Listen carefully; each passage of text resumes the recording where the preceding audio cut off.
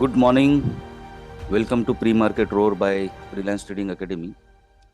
So as we can see, कि SGX Nifty is already trading above 18,250. ठीक है, तो 18,200 के ऊपर SGX Nifty ट्रेड कर रहा है, लेकिन पिछले कुछ दिनों से या पिछले हफ्ते डेढ़ हफ्ते से जो हमने देखा है कि SGX Nifty और निफ्टी के बीच में एक गैप बन गया है। तो SGX Nifty is trading way above Nifty और वो गैप फिलहाल बंद नहीं हो रहा। दूसरा एक चीज हमने आइडेंटिफाई किया है कि या ध्यान देना चाहिए हमें कि निफ्टी फ्यूचर्स और निफ्टी स्पॉट में भी लगभग 50 पॉइंट का ऑन एन एवरेज एक अंतर बना हुआ है। फ्यूचर्स ऊपर है और स्पॉट नीचे है। तो ठीक है, towards the expiry we can expect कि स्पॉट और फ्यूचर्स का जो डिफरेंस है वो कम हो जाए, ऐसा हम लोग एक्सपेक्ट करते हैं। लेकिन लास्ट एक्सपायरी को कुछ ऐसा होता हुआ दिखाई नहीं दिया था। लेकिन जो ऑप्शंस में ट्रेड करते हैं उनको फिर से एक बार मैं रिमाइंड करना चाहूंगा कि याद रहे, आपकी जो ऑप्शंस की मनीनेस है, in the money, out of money या एट द मनी जिसे हम कहते हैं, वो डिराइव होता है किसी भी एसेट के स्पॉट प्राइस से, ना कि उसके फ्यूचर्स के प्राइस। ठीक है, तो हमें अगर आपके ऑप्शंस के कोई पोजीशंस है तो you have to consider the spot price where it is trading. For trading purpose you can consider the futures price. if you are trading in futures you can refer to the futures charts.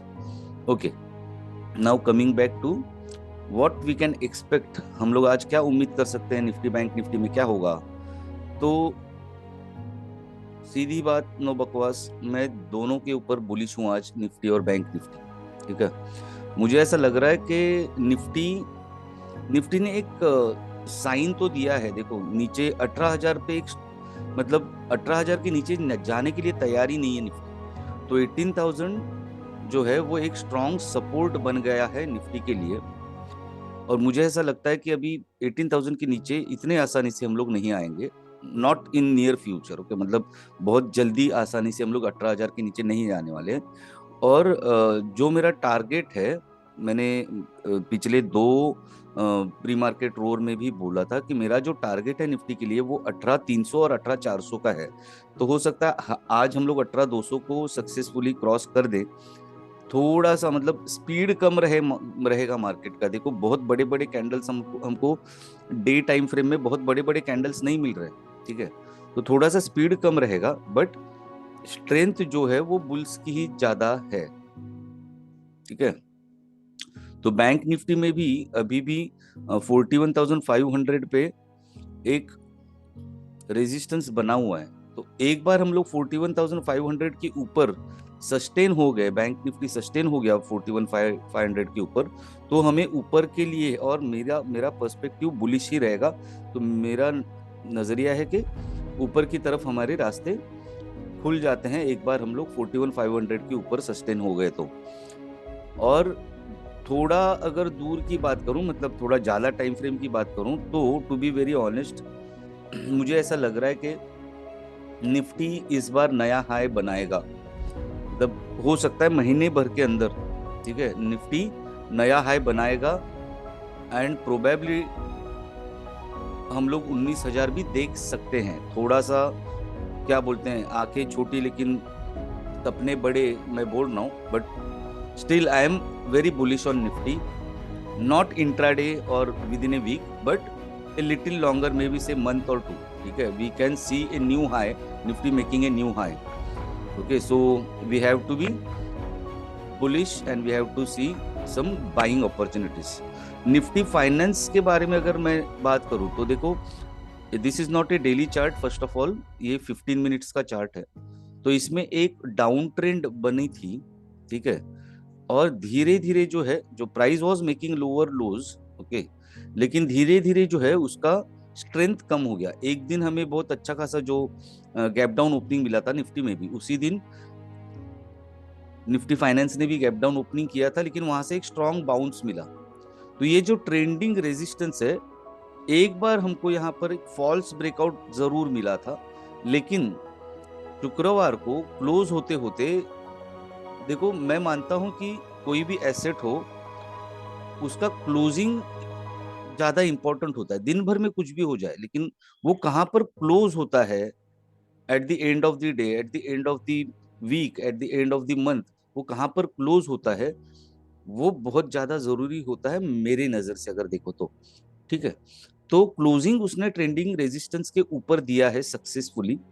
ये बहुत ही strong bullish candle बनाया था, हालांकि इस candle में हमें थोड़ा सा ऊपर से रिजेक्शन मिल रहा है, बट टुवर्ड्स द एंड लोग अपने अपने पोजीशंस क्लोज करते हैं 15 मिनट, 10 15 मिनट में, तो वोलेटिलिटी में थोड़ा ऊपर नीचे हो सकता है। बट अदरवाइज अगर देखें तो इसने सक्सेसफुली रेजिस्टेंस के ऊपर ब्रेक, मतलब रेजिस्टेंस को ब्रेक किया है और क्लोजिंग दिया है। तो निफ्टी फाइनेंस भी मुझे बुलिश दिख रहा है। ठीक है, दूसरे कुछ स्टॉक्स के बारे में मैं बात करना चाहूंगा कि वरुण बिवरेजेस ने भी एक अच्छा ब्रेकआउट, ये जो डाउन ट्रेंड था उसके ऊपर एक अच्छा ब्रेकआउट दिया था, तो ये रिट्रेसमेंट में है। ठीक है, तो मुझे ऐसा लगता है कि कुछ समय के लिए थोड़ा इसमें साइडवेज मूवमेंट हमें देखने को मिल सकता है, but still I will be bullish. अगर नीचे आता भी है तो I will see whether the price reaches to this level, okay, of 1100 round figure, और अगर उससे भी नीचे आता है तो मैं ये नहीं कह रहा हूँ कि अगर 1100 पे आता है तो मैं वहां पर बाय करूंगा। मैं ये बोल रहा हूँ कि वहां तक आने के बाद में फिर आगे क्या मूवमेंट होती है उसके ऊपर हमें ध्यान रखना है। अगर आता है तो वहां से जब अगर प्राइस रिवर्स होना हमें दिख गए, साइंस दिख गए कि भी वहां से रिवर्स हो रही price, that is when it will be a good opportunity to buy. देखो रिजल्ट काफी स्ट्रांग दिया था इन्होंने, तो थोड़ा सा रिट्रेसमेंट आएगा, और रिट्रेसमेंट के बाद में जब रिवर्सल होके प्राइस ऊपर जाने लगेगी, that will be the good opportunity to buy Varun beverages, because chart के ऊपर बहुत ही स्ट्रांग पैटर्न है, और सक्सेसफुल ट्रेंडिंग जो रेजिस्टेंस है उसका successful breakout with considerably good volumes किया था। तो एक अच्छी अपॉर्चुनिटी वरुण बिवरेजेस में हमें मिल सकती है। और दूसरा, आज का जिसे हम लोग बोलते हैं ना कि शो स्टॉपर, ठीक है, आज का मेरे हिसाब से शो स्टॉपर होगा रिलायंस इंडस्ट्रीज। इसमें भी अगर आप देखो डे टाइम फ्रेम में ये डाउन ट्रेंड था, ठीक है, या हम इसे बोल सकते हैं कि फॉलिंग वेज पैटर्न या एक ट्रायंगुलर शेप बन रहा था, जिसमें एक बार यहाँ पर ब्रेकआउट का हमें छोटा सा कैंडल बना, लेकिन एज आई सेड, रिमेंबर मैंने क्या बोला कि क्लोज कहाँ पर होता है ऑन डेली बेसिस या वीकली बेसिस, प्राइस क्लोज कहाँ पर होता है, that is always important for me. तो इस दिन 31 अक्टूबर को प्राइस ने अच्छा खासा ट्रेंडिंग रेजिस्टेंस के ऊपर क्लोजिंग दिया था। उसके बाद में प्राइस गैप अप हुआ, लेकिन 2600 के ऊपर नहीं जाने दिया, तो 2600 से एक स्ट्रॉन्ग बेरिश कैंडल बनाया, और उस वक्त भी शायद मैंने कहा था कि ये स्ट्रॉन्ग बेरिश कैंडल हालांकि दिख रहा है, लेकिन प्राइस यहां से रिवर्स हो सकती है। ये जो पहले रेजिस्टेंस था, ट्रेंडिंग रेजिस्टेंस, वही सपोर्ट का काम कर सकता है। तो आप अगर देखो तो इस रेजिस्टेंस के नीचे बाद में क्लोज नहीं होने दिया, तो क्लोजिंग रेजिस्टेंस के ऊपर ही दे रहा है, इसका मतलब ये अभी स्ट्रॉन्ग पैटर्न बना है। तो हो सकता है आज मैं एक्सपेक्ट करूंगा कि रिलायंस जो है वो 2600 के ऊपर निकल जाए, और 2600 के ऊपर एक बार निकल जाता है रिलायंस, तो मेरा अगला टारगेट जो है वो, पहला टारगेट मेरा 2650 होगा, फिर 26,700, बट मोटा मोटी अगर बोलूँ तो 2700 का मेरा टारगेट रिलायंस में बन जाता है, एक अच्छा टारगेट मिलेगा, और we might expect it to continue go up, okay, continue going up. So these are my picks for the day and my view on Nifty Finance, Bank Nifty and Nifty. My perspective overall is bullish. So have a nice week ahead, trade safe, and yes, don't forget to like, comment, share.